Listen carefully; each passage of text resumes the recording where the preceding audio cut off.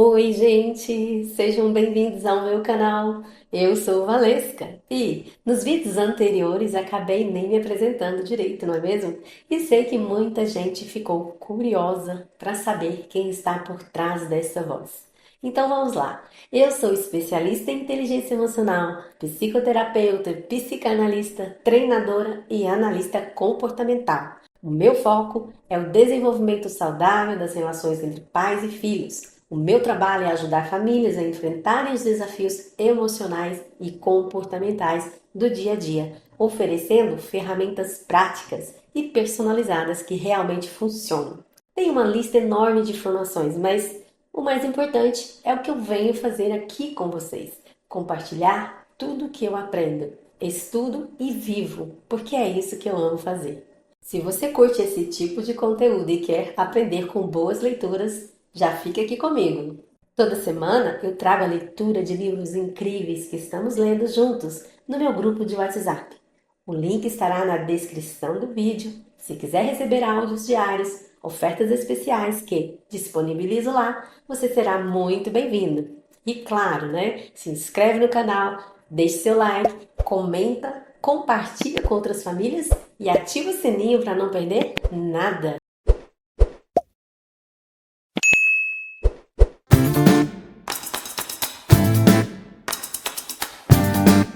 Capítulo 3: Sob o microscópio. Se você escolher ao acaso qualquer região do cérebro e a examinar sob o microscópio, você verá que ela é abarrotada de células. Na verdade, quase não há espaço entre as bilhões de células do cérebro. A evolução certificou-se disso colocando sabiamente cada micrômetro cúbico para trabalhar. A célula é o menor componente unitário do corpo e cada uma tem um próprio centro de comando, chamado núcleo, que é um grande corpo oval perto do centro da célula. Cada órgão, tecido, músculo, etc., é composto por mais de 200 tipos de células diferentes. O tipo singular de célula do cérebro é o neurônio. É uma célula de que falaremos com frequência neste livro. Os pensamentos, sentimentos, movimentos e estados de ânimo nada mais são do que neurônios se comunicando mediante o envio de mensagens elétricas uns aos outros. Lembro-me da primeira vez que examinei células cerebrais sobre um microscópio. De meados a final da década de 70, a única maneira de estudar as mudanças nos neurônios, a exemplo daquelas que ocorrem durante a aprendizagem, era examinando células individuais sob o microscópio durante um dado período.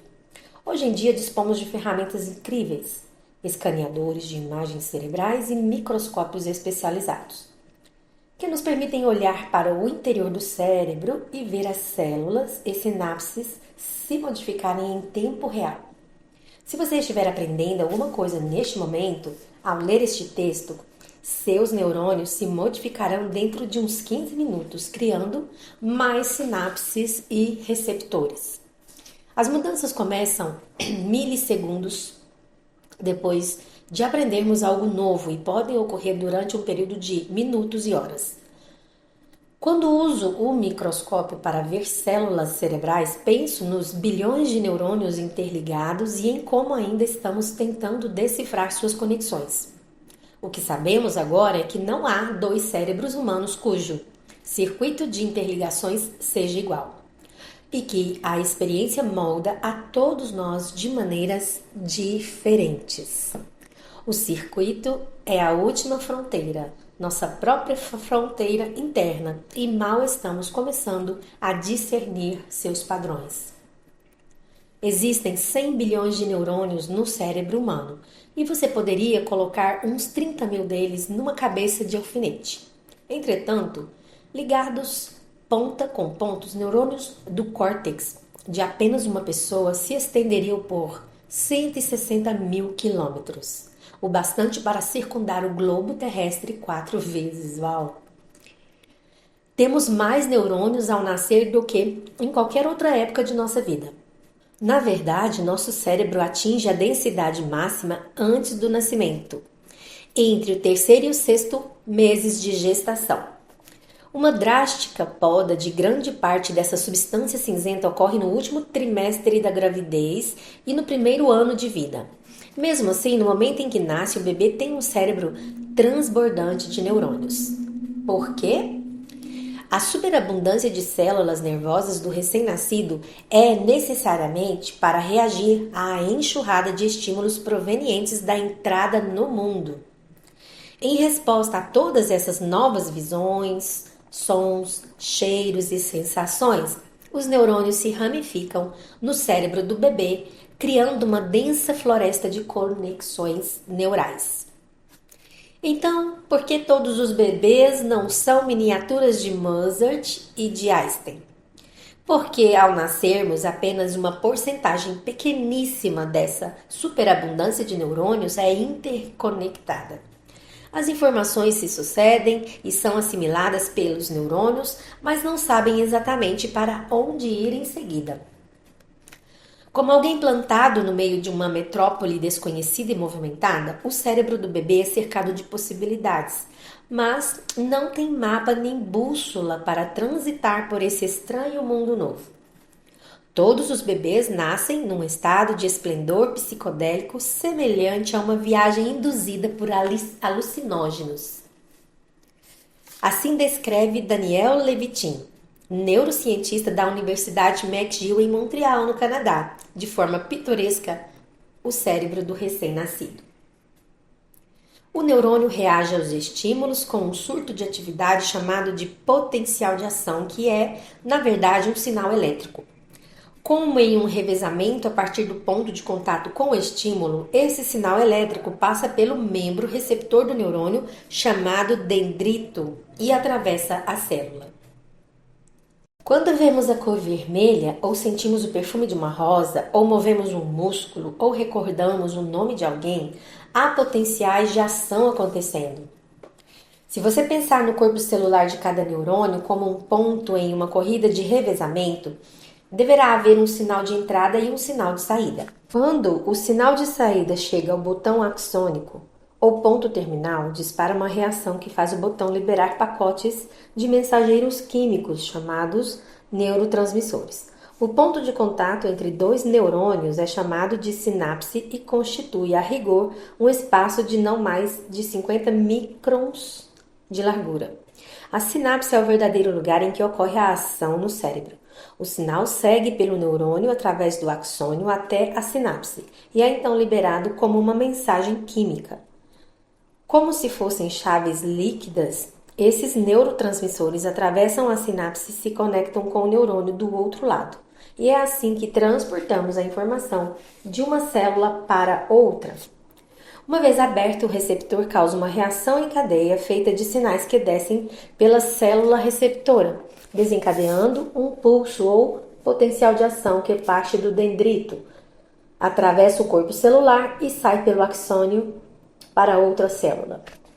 Para sobreviver, os neurônios precisam de células auxiliares, chamadas glia. Existem vários tipos de glia: astrócitos, micróglias e oligodendrócitos.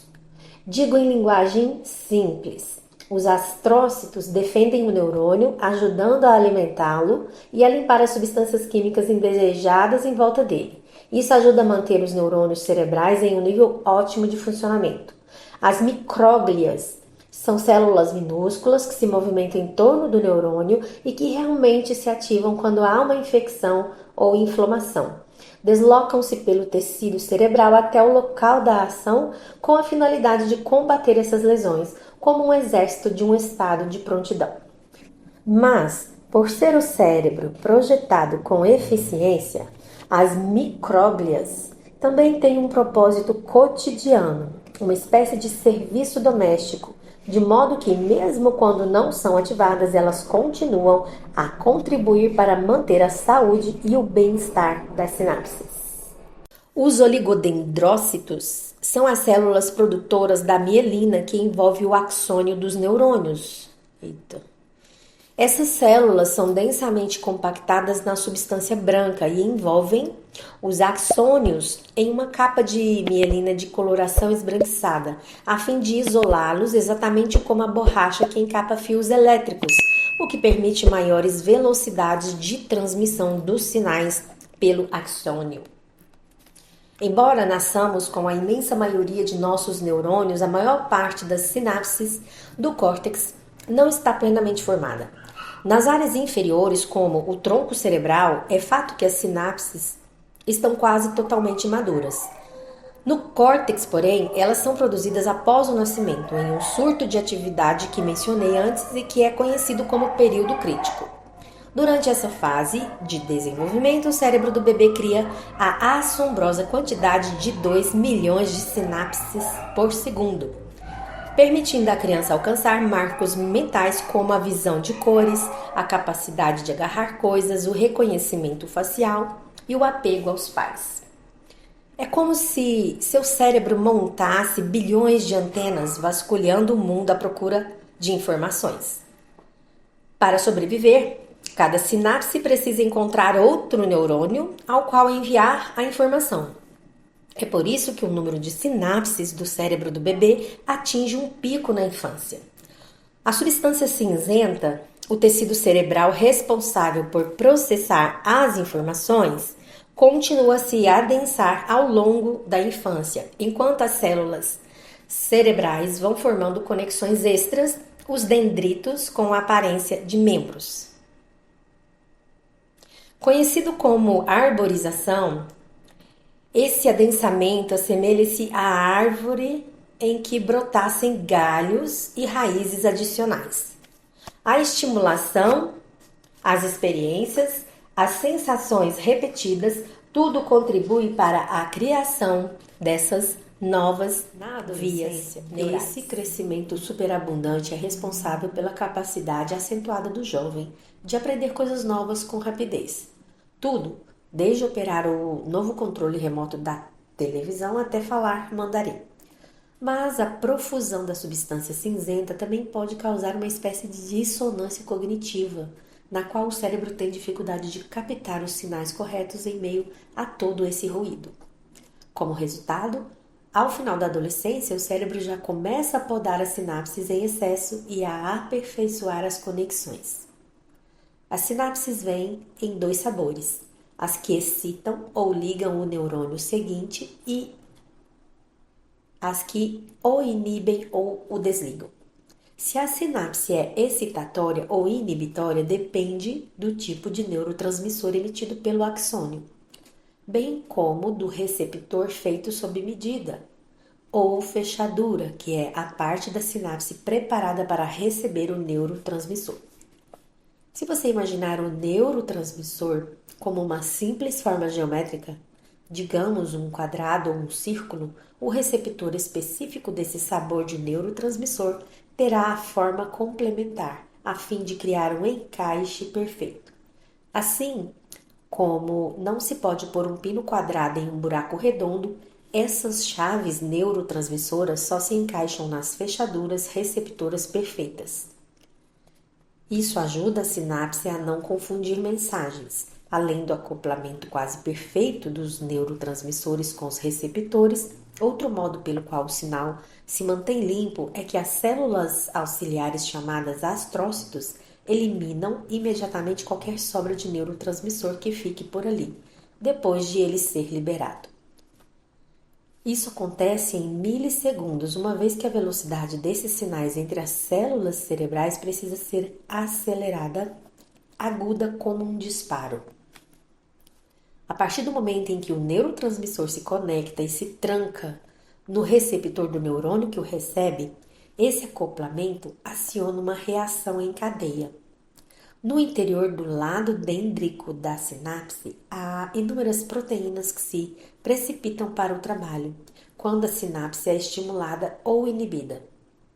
O sinal precisa descer pelo dendrito até o corpo celular do neurônio, onde envia uma carga positiva para um sinal excitatório ou uma carga negativa para um sinal inibitório.